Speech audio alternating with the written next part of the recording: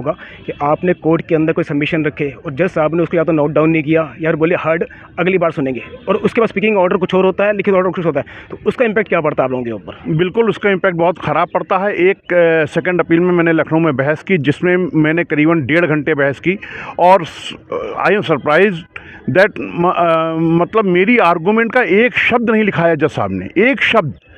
पूरी आर्गूमेंट जो मेरी हुई, हमने कहा कि साहब मेरा, आप जो भी करें निर्णय, आपका क्षेत्राधिकार है, लेकिन हमारी आर्गूमेंट कम से कम जजमेंट में आनी चाहिए।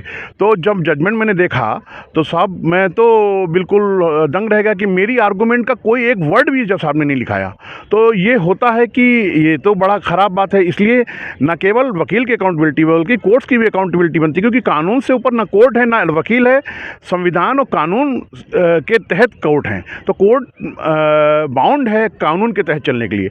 लेकिन अगर कभी कभी कोर्ट्स ऐसा करती हैं कि जो कानून का पालन नहीं होता या ओवरलुक कर देती हैं किसी एडवोकेट को, that is very disappointing for the advocates as well the litigants to.